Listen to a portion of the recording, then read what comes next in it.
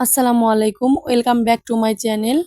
নিয়ে এসেছি আপনাদের আজকে কামিজে কিভাবে আপনারা পারফেক্টভাবে হাতা কাটিং এবং সেলাই করতে পারেন এবং পারফেক্টভাবে এটাতে সেট করতে পারবেন জামাতে, সেটা আমি দেখিয়ে দেবো। এখানে আমি 16 ইঞ্চি পরিমাণ লম্বা হাতা নিয়েছি এবং ওসারে আছে 9 ইঞ্চি পরিমাণ, মানে 9.5 ইঞ্চি পরিমাণ। দেখুন, এটা এখানে 2 পার্ট কাপড় আমি মাঝখান থেকে ভাঁজ করে নিয়েছি। এখন দেখুন, খোলা অংশ থেকে আমি 3 ইঞ্চিতে মার্ক করে দিচ্ছি। 3 ইঞ্চিতে মার্ক করে এভাবে রাউন্ড শেপ দিয়ে নেবেন। এটা হচ্ছে একটা পদ্ধতিতে আপনি হাতাটা কাটতে পারবেন। আমি আরেকটা পদ্ধতি আপনাদের দেখিয়ে দেব, যাতে করে খুব সহজে আপনারা হাতাটা জামার কাপড়ের সাথে সেটিং করে কেটে এবং সেলাই করে লাগাতে পারবেন। যারা নতুন আছেন তারা দেখবেন যে হাতার কাপড়টা ঠিকমতো পারফেক্টভাবে কাটতে পারেন না, জয়েন্ট দিতে পারেন না। তারা আমার এই ভিডিওটি না টেনে পুরো ভিডিওটি দেখে বুঝে তারা নিজেরা বানাবেন, দেখবেন যে পারফেক্ট হবে। এভাবে আপনারা জামার কাপড়ের সাথে জয়েন্ট দিয়েভাবে জামাটাকে ধরবেন, ধরে এভাবে মাপ দিয়ে আগে দাগ দিয়ে নেবেন। আমি যেভাবে দাগ দিয়েছি এটা হচ্ছে আরেকটা পদ্ধতি। এভাবে দাগ দিয়েও আপনারা জামার হাতাটাকে কেটে নিতে পারেন। আবার আমি যে প্রথমে যে স্টেপটা দেখালাম, যে খোলা অংশ থেকে 3 ইঞ্চিতে মার্ক করে রাউন্ড করে নিয়ে এভাবেও নিতে পারেন। এখন হাতাটা হচ্ছে নিচের মোহরি সেলাই করে নেব এভাবে ভাঁজ দিয়ে। আমি এটাকে সেলাই করে দেখিয়ে দিচ্ছি।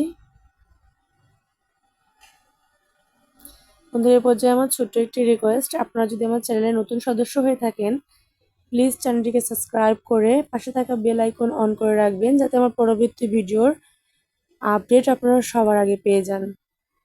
এবং ভিডিওটি ভালো লাগলে অবশ্যই ভিডিওতে লাইক দিবেন এবং কমেন্টে আপনাদের যে কোনো মতামত আমার সাথে শেয়ার করতে পারেন এবং আপনাদের ফ্রেন্ডস অ্যান্ড ফ্যামিলির সাথে আমার ভিডিওটি শেয়ার করে দিবেন। দেখুন, এক পাশে সেলাই করার পরে আমি পাশ দিয়েও এভাবে সেলাই করে নিচ্ছি, দুই পাশেই।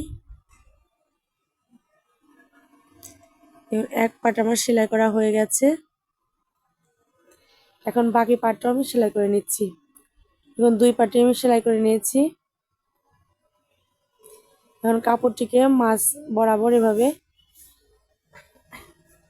ভাঁজ দিয়ে নিয়েছি এবং 6 ইঞ্চিতে আমি মার্ক করে নিয়েছি। হাতার মোহরিতে আমি 6 ইঞ্চি রাখবো এবং এখানে দেখুন জামাটা ধরে যে মাপটা দিয়েছিলাম ওই মাপ অনুযায়ী এভাবে আমি উপর এবং নিচে এভাবে যোগ করে দেব।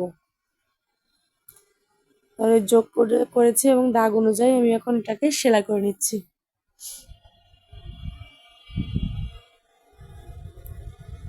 এখানকার সেলাইটা অবশ্যই আপনারা ডবল সেলাই দেওয়ার চেষ্টা করবেন।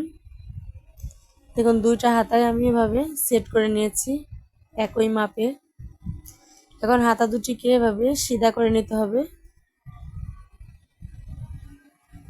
দেখুন, এভাবে সিধে করে নিতে হবে। তাহলে দুইটা হাতায় আমার সিধে করে নেওয়া হয়ে গেছে। এখন জামার কাপড়টিকে উল্টা সাইডে নিতে হবে। দেখুন, জামার কাপড়টিকে আমি উল্টা সাইডে রেখেছি এবং হাতার কাপড়টিকে এভাবে সিধা সাইডে রাখতে হবে। এখন ভিতর দিয়ে এভাবে আমি জামার ভিতরে ঢুকিয়ে দিলাম। এখন দেখুন যে হাতার যে জয়েন্টের পার্ট আছে এবং বগলের যে জয়েন্টের পার্ট আছে বডির, সেই দুইটা পার্ট একসাথে করে প্রথমে এখান থেকে সেলাই স্টার্ট করব, যাতে করে দুইটা পার্টই একদম সমান থাকে। দেখুন, এভাবে ঘুরিয়ে ঘুরিয়ে একটা পার্টের উপর আরেকটা পার্ট বসিয়ে সেলাই করে নিতে হবে।